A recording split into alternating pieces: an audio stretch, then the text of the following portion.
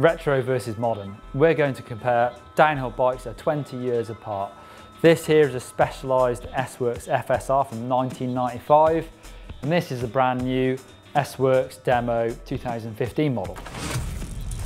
Just on first sight, they look a lot different. The new bike is really long, the wheelbase is much longer than the old bike, and just look at the head angle, you can obviously see straight away that it's much slacker, much better on really fast tracks. It's also a lot longer top tube, and that really is that modern sort of geometry of having a lot of space up front. And then, you know, downhill bikes nowadays, they all really use 50 or 40 mil, it's becoming the norm stems, whereas on the old Jason McRoy bike, really, you just got the long stem on there to give you the space. You know, it doesn't really help for controlling the bike.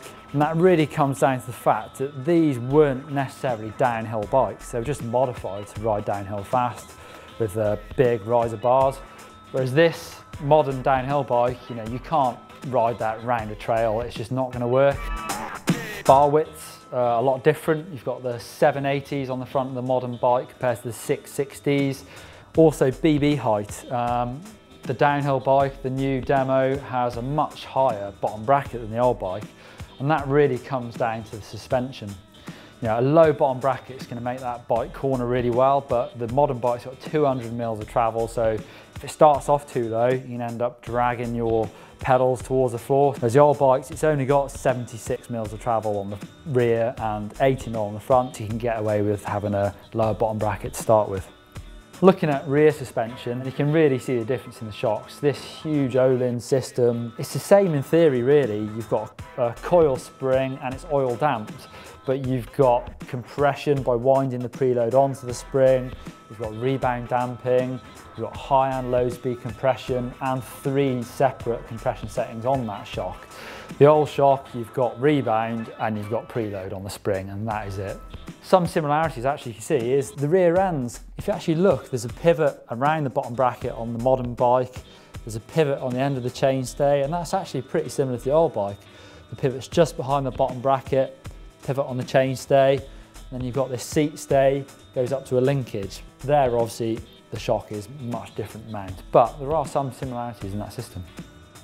So the modern RockShox Boxer team up front has got a coil spring and it's got rebound and compression dampening. So actually it is along the same lines as the old fork, but you'd have to say that they don't perform anything alike. Suspension action on these is much plusher and much better. Frame materials, we have the steel chromo old style 1990s bike compared to the modern, all moulded, lovely looking carbon frame. Carbon front end and rear end on this Demo, so you know you can really see the difference in the size of that tubing compared to the old steel. Wheel size, this is 27.5, this is 26. Can you notice the difference? I guess you probably can. There's much bigger tyres on the new bike as well there. The brakes on the retro bike are cable actuated cantilever brakes, so this is even pre-V brakes. That was in later on in the 90s, and canties were pretty awful to be honest. Compare that to the modern bike with 200 mil discs on there, hydraulic disc brakes, work in any conditions, and they're absolutely amazing. Compare that to the old bikes where, especially in the rain, you were really struggling to slow down. You'd have to use 2 fingers on your brakes most of the time. Looking at the gears, it's one of the only places really where these bikes actually aren't a million miles apart.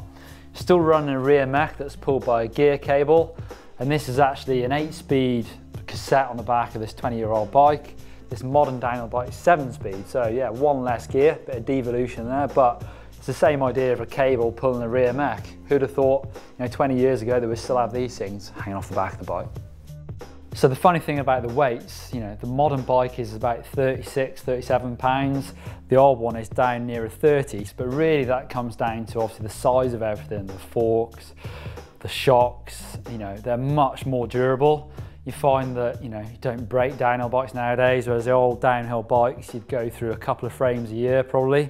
They just weren't quite up to the job. So now they're really overbuilt and really strong. So there you go, these downhill bikes are 20 years apart. Leave us a comment down below. Let us know what you think downhill bikes will look like in 20 years time. I guess if the trend continues, they'll be a little bit heavier and 1 less gear probably. And if you want to see more videos from us here at GMBN, you can see a pro bike on JMC's bike up here, this very bike here. and click down here for Handlebars Explained, or click on me to subscribe to GMBM.